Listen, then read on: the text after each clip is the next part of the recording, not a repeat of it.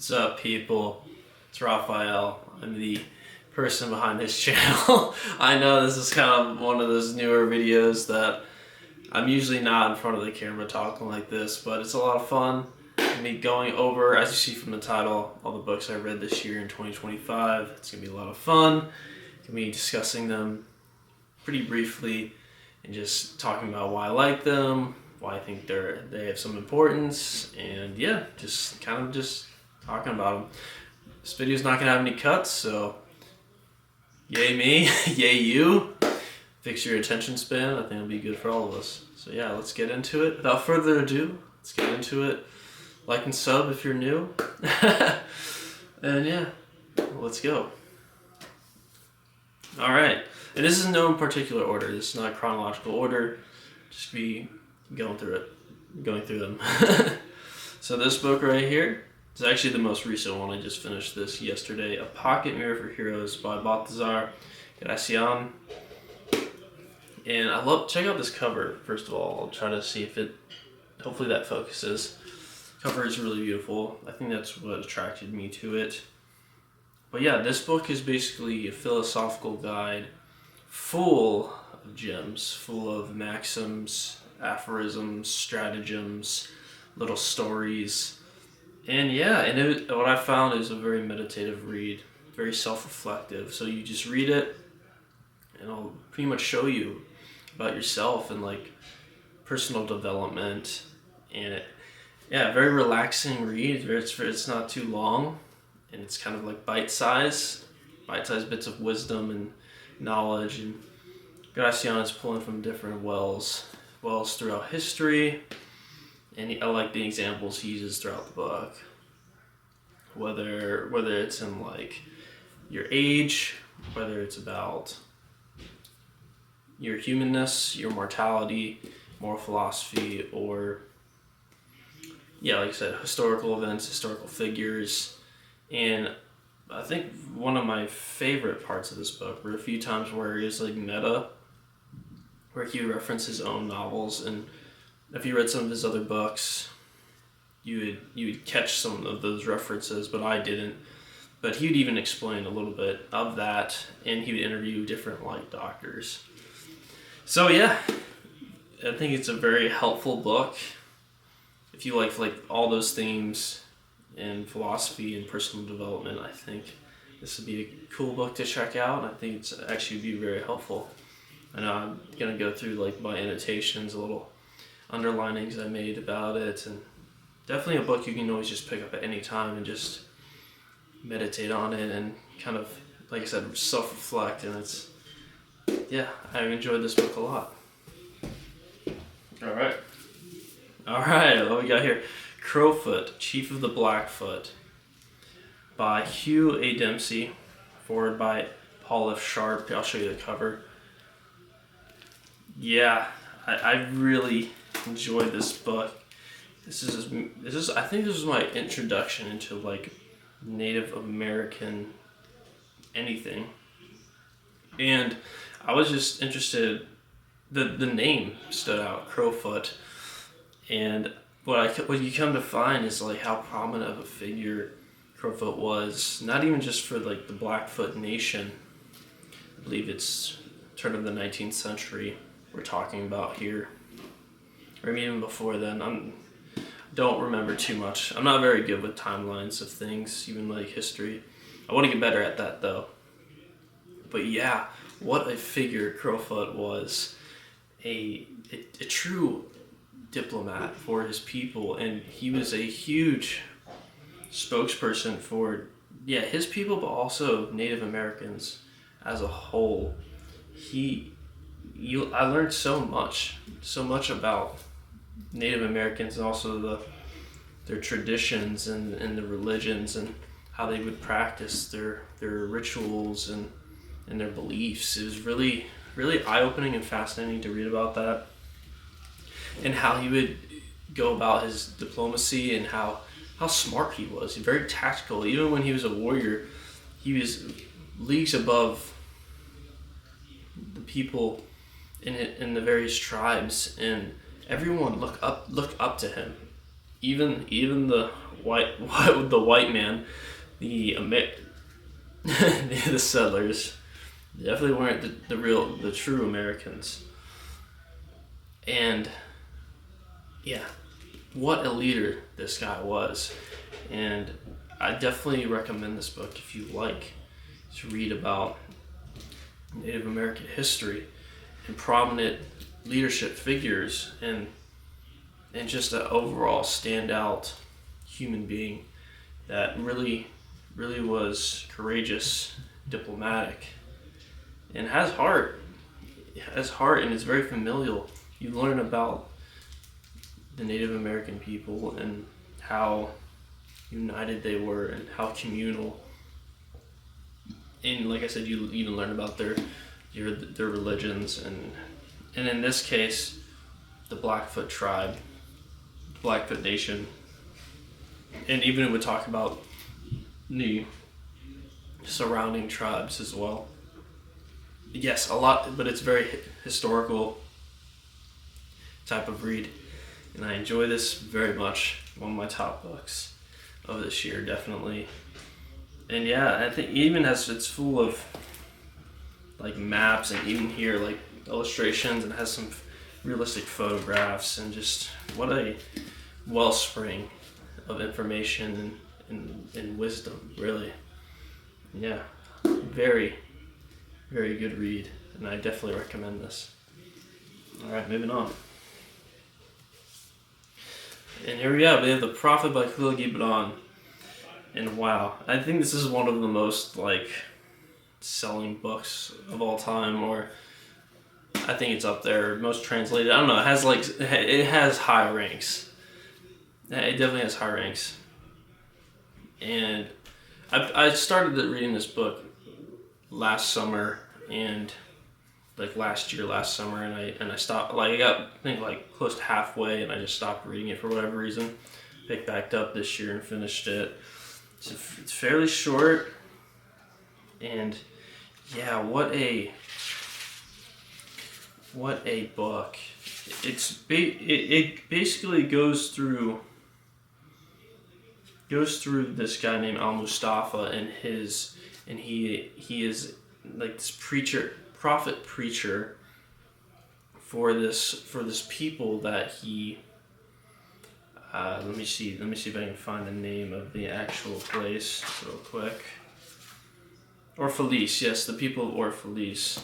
A chosen man would preach to this crowd at Orphalese about various topics of life, and it's really enlightening. It's a really enlightening book, and it's a book that you can pick up and read about. It's a very spiritual book. It's very philosophical as well, and it just has a lot to say about various topics. I can even name a few for you here on prayer, pleasure, beauty, religion, giving, eating and drinking, on work. So many topics that he gives these very powerful statements on, and it's just a person that uses his power for good, and it's no shock why this book is so high regarded, and I definitely put it up there. It's a book that I feel like everyone should read, and it's very helpful in all the topics they discuss. It's worth giving a listening ear and being reflective on it, and really fitting yourself in these shoes. And yeah. Alright. I don't know. My camera might die, so I'm gonna, if it dies, I'm just gonna pick it back up. This one's called The Tower in the Sea by Mure. It's a graphic novel. I didn't really search this book out. It kind of just came in a pack, but I read it, and yeah, it's just I honestly just like the visuals of it. The context is not super deep or anything. It's probably for kids. I don't even remember too much of it. I just really love the illustrations and the artwork and artistry. But yeah, and I even think this might have more books in this. It might be a series. But yeah, if you like graphic novels, or just give this a shot, I think you might like it. But yeah, it's definitely something I would consider just rereading, or just wanted to relax, I would pick it up. Alright, this next one, The Bear That Turned White and Other Native Tales, retold by Maurine. It's and this is just one of those other Native American books that I found myself really enjoying. A bunch of short stories and folk tales about various tribes in the southwest of America, and I just love. They all have these illustrations within the print and within the text, and you can see, and they're just little short stories that are, I don't know, I find them very.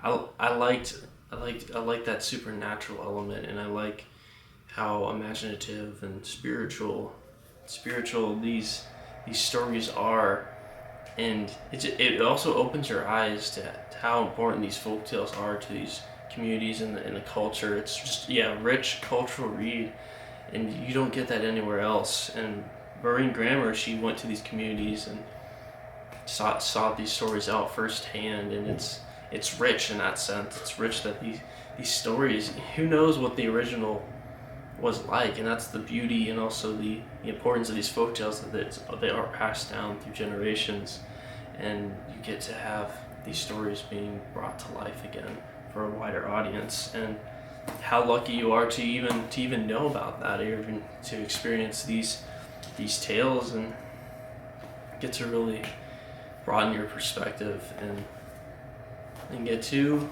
sink your teeth into. So yeah, I really enjoyed this. Next one here, it's called The Wandering Star by J.M.G. and Clezio. Now, so this book right here, I can definitely see it divided audiences after reading it, and it basically is a story of two young ladies from Jewish background, Palestinian. I know it's in this time with the conflicts and stuff, you'd think it'd be some sort of coincidence, but I didn't know anything of the context going into it. But it's a story of exile, and it's a story of human suffering and also triumph, and also just you really get to empathize with the characters and their struggles, but also the silver linings are a huge takeaway. Ironically for me, through the through line, there's even romance, and there's little moments of light and luminosity that really bring the novel to its height for me.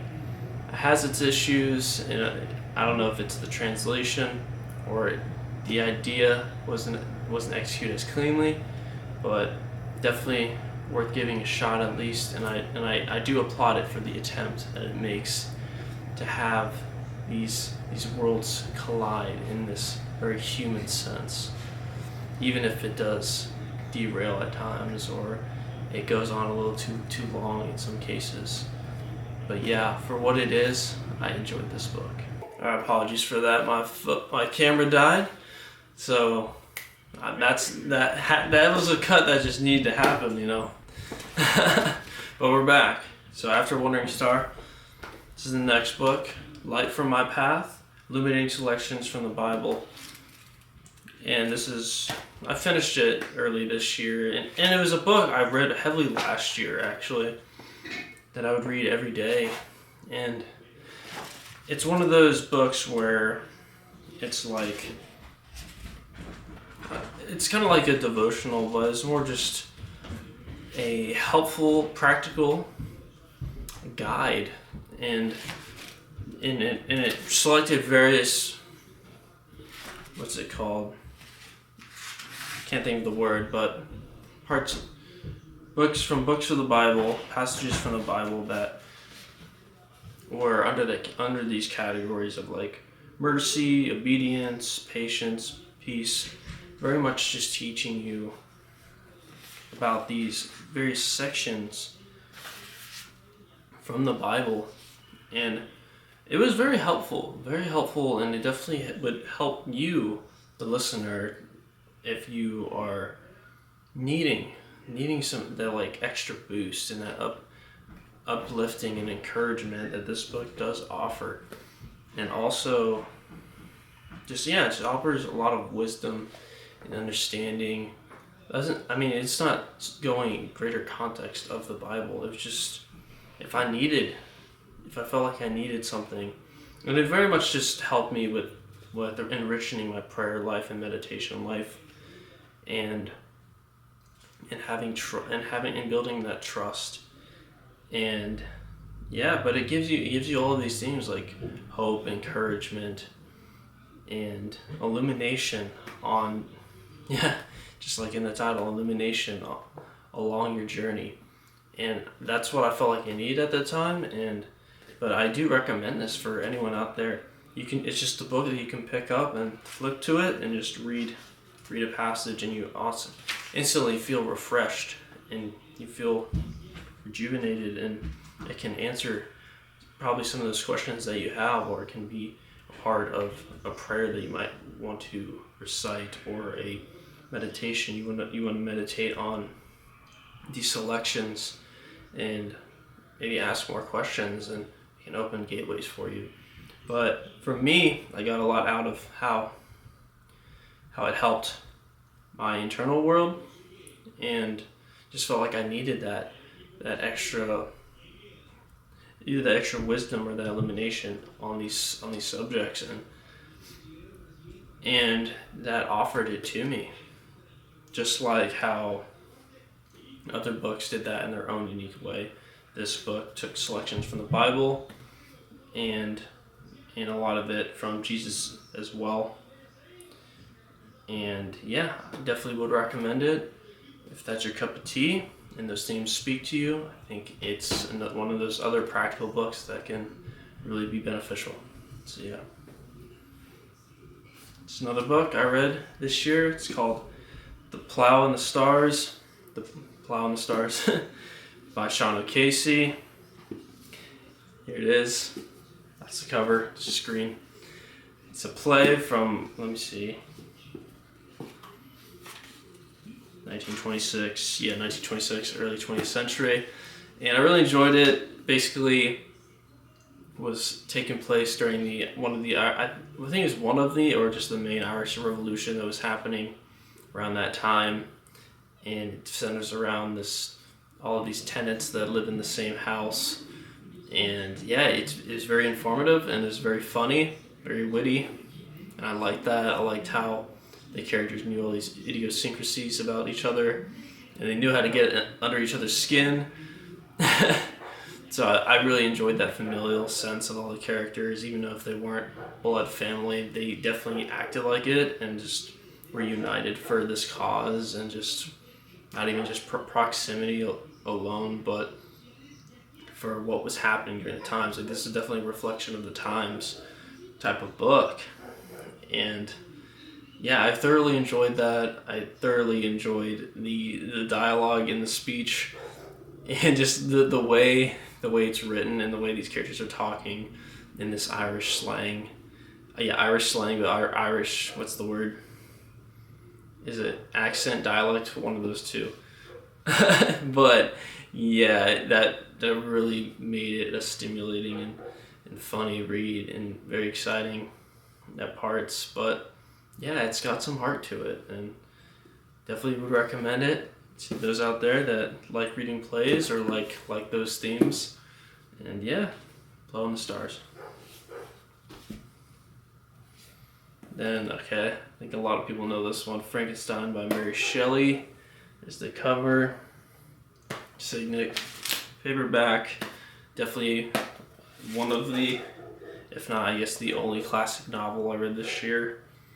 And I've always known about Frankenstein, but this is the first time reading the actual book, and I wanted to finish it before the movie came out, and I'm so glad I did, because it brought me into that world and into that space.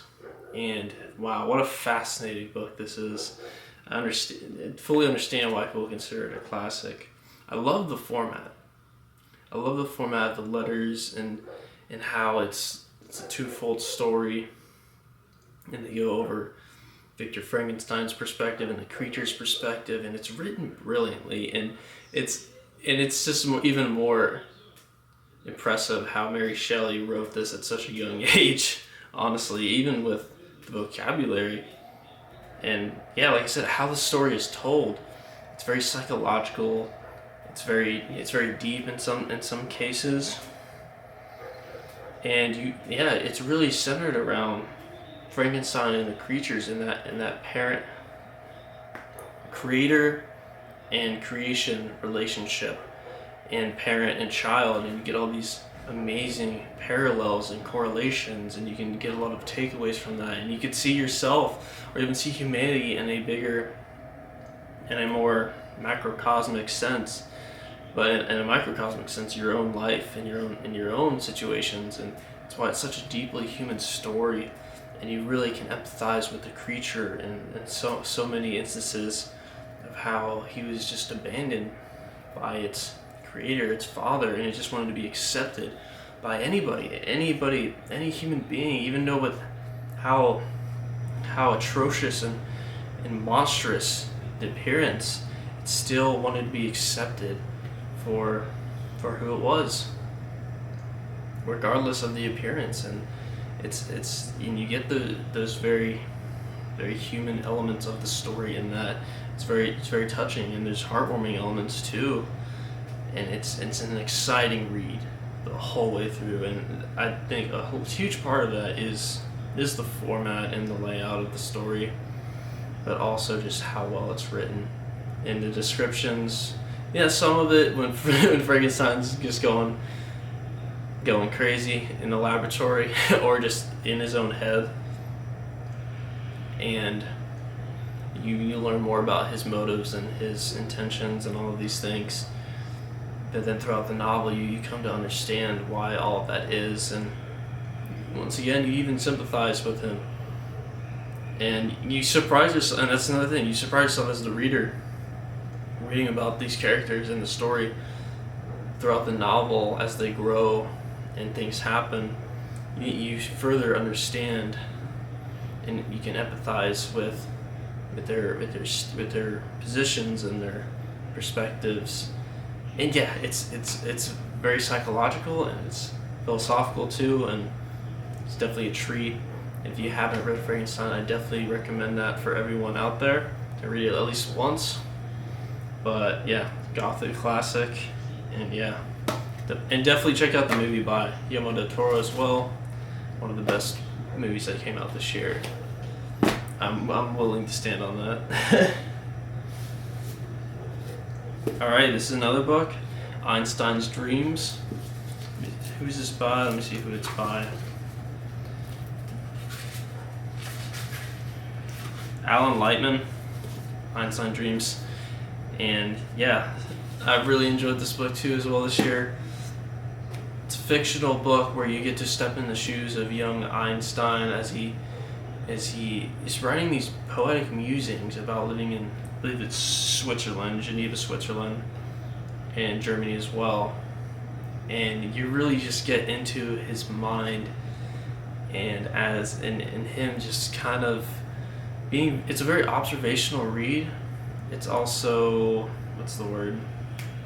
Surreal. It's very surreal and dreamlike, as it says here, as it jumps around through various days and atmospheres, and you get to really just bathe in his conscious and subconscious thoughts. And as he's on the pretty much the precipice of the theory of relativity, and even his friend will come in and intervene, and it kind of give you like a dose of reality slash what's the word?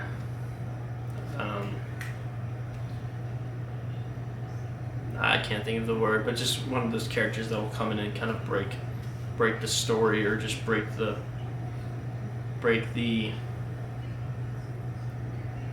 kind of the flow of the book, but in a very necessary way. it's just an outside perspective that you get when most of it is just Einstein himself going throughout life. And it's very fascinating. It's very easy flowing, easy going. And yeah, I think it has some good tidbits of knowledge and just beautiful prose and surrealism. And I think if those things interest you, you definitely enjoy this. And I'm definitely missing some things. I haven't read this book in a while, but I definitely recommend it. Einstein's Dreams.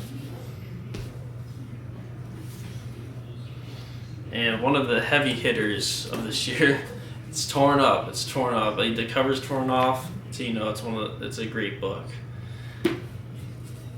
It's actually one of my favorite books of all time.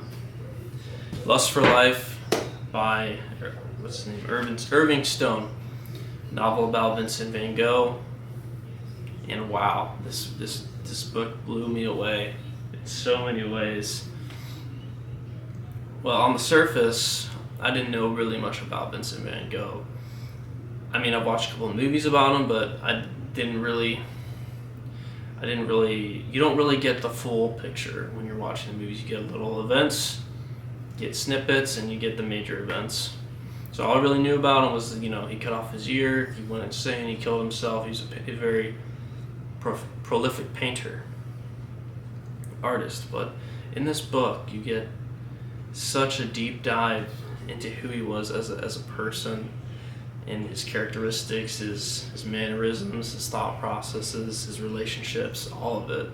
And this interpretive biography in Irving Stone, and I'm sure there's a handful out there, but this guy really takes the cake. And because he went to the areas that Van Gogh went to. I believe his, not predecessors, but people still living that had relatives that were related to, or just were a part of his life or the story.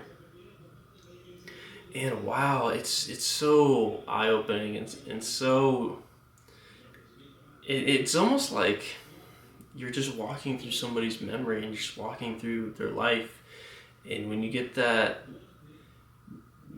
all of these surreal and just vivid imagery of somebody like Vincent van Gogh that was a visionary and was so bombastic and individualistic himself, and such a funny person and one of a kind. It really brings a thrilling read and a telling story. And yeah, it touched me because not only as an artist, but I could just see myself in so many different areas of this guy. And yeah, and it really blew me away. And even just like the imagery and the atmospheric scenes that would be described by Irving Stone, but in the way that Vincent van Gogh would see them and speak about them. He was a philosopher, and he was a visionary and a dreamer and a very headstrong person and a genius. And you get all of that in this book and more. And one of the greatest parts of this book in Vincent van Gogh's life is his relationship with his brother Theo. And you really get to see that relationship blossom and how beautiful love can be, and an unconditional love, I would say. And wow, it's such a treat how they interacted with each other. And you get to feel all of the emotions and all the excitement during such a booming time and like I said, this is a one-on-one person. This is a person that was very much himself to his core, and you get to feel all of that and all of the weight that comes with that and all of the beauty that comes with that. I even wrote a song about him, When I finished this book, I shed tears because it really hit me hard. This last chapter of this book is one of the best, I think, well-written pieces of literature that I've ever read, but I can stand on that ground. I haven't read a crap ton of things, but I can sense when something is brilliant, and that ending hit me like a ton of bricks. And this story, but Vincent van Gogh as a person and as an artist will forever leave an imprint and a mark on my soul. And that's the power of a great artist and a great human. And unfortunately, how the story plays out, you get all of it though. He doesn't shy away. Vincent van Gogh does not shy away from all of it. He's a person that went straight into the fire, and for better or for worse, he lived a life that many are afraid of living. And even with his upbringing and his circumstances, he stayed true, and he was authentic, and he was willing to be courageous, and wasn't afraid to rock the boat or speak his mind or get dirty for what he believed in. And that's why he's one of the most profound artists of all time, and revered, and just everyone's inspiration, and everyone can see the magnificence of Vincent. And yeah, what a book. I recommend that to everyone. And last but not least, we got Man Between Two Worlds by Franz E. Winkler, MD. Nonfiction. And this book is very fascinating because he pretty much talks about the intuition and the intellect and how they intersect and the importance of both. And he gives all of these amazing examples. And this is the only book he's ever written, I'm pretty sure. And there's not even a lot about this guy when I try to do some research. He pretty much just was a psychologist, and he just wrote a book and came out in the 90s, I believe. Yeah. Or the 60s. Yeah, the 60s. And, there's so many books like that where they're just one-offs and, people don't know much about them. But the title really struck me.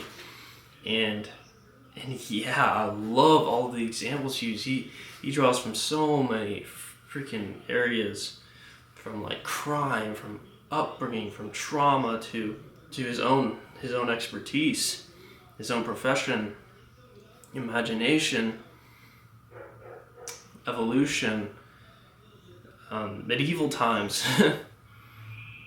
The list goes on and on. Love, education. And it's almost like this guy's life work was to just go over this idea. And I want to recommend this book to people out there because it's so much important. There's so much importance to be taken from this book, and growth and self-introspection from reading this book, because he, like I said, he draws from so many different areas, but also the topics at hand that he's discussing of how we are moving toward, and this is in the 60s, and he's done a spot on job of where we already are now, of intellects.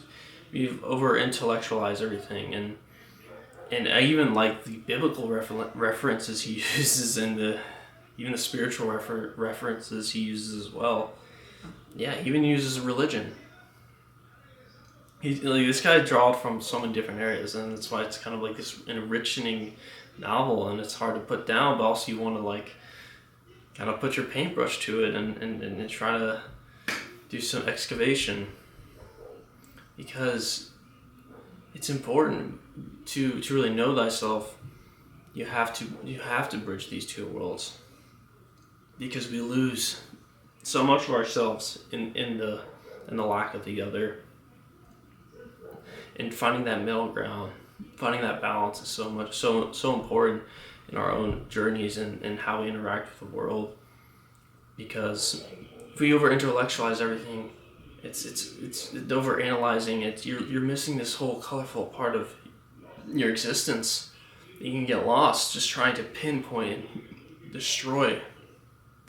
And yeah, you can always gain that knowledge, but in that knowledge, what is being lost? But if you're heavy on the intuitive side, and if you don't intellectualize things and conceptualize and analyze, you're almost lost in the clouds, and you're almost in this primitive state that you lose this side that is important, that loses that needs this structure, that needs to be able to conceptualize all of these grand ideas and these amazing ideas and these original ideas. But bridging those two together, it takes a lot of work, it takes a lot of courage, it takes a lot of perseverance, it takes a lot of introspection, it takes a lot of work. But the first step is obviously being aware and noticing these patterns and these trends within yourself and in history and in the world and all these different examples and even in your own life was really fascinating. And I can't stress that enough, how important that is, and just how the world is moving now. How just and it very much furthered my beliefs and how I see things played out, and in my own self, how I can improve on one area or the other, just how I move throughout life, of how important it is to how both sides are super important. And there's even more this book touches on. This is kind of the gist of it, and how so much to be valued, to even just the material and the spiritual as well. This book touches on a lot, and it's really beautiful. As I say beautiful, it is a beautiful book, but it can really reveal a lot to you, and it might come as a shock, but that's part of it. And it is very informative. But those are all the books I read this year. I'm looking to be reading even more books next year and having a lot of... Oh no, I'm missing one. Let me speed it up because I'm losing time on the battery here. Planet of the Apes. I read Planet of the Apes this year. Great sci-fi novel. And with some twists and turns. I'm trying to speed up because of the time. Planet of the Apes. I loved the sci-fi elements. I loved the psychological elements too, because it plays a lot on evolution, and how I just love how the author played on consciousness and played on humanity, and just how the roles were reversed. It was very, very stimulating and very exciting, thrilling. And you get some, like I said, twists and turns. The ending definitely got me good. And Planet of the Apes. I don't have the book because I borrowed it, but I definitely recommend that as well. Sci-fi lovers, classic. I think it's a classic. I haven't read anything else from Planet of the Apes, but the book itself was good. But I'm gonna read more books next year. Thank you for watching. Like and subscribe, and we're gonna be reading more. And definitely if you like these books, check them out. I'll see you.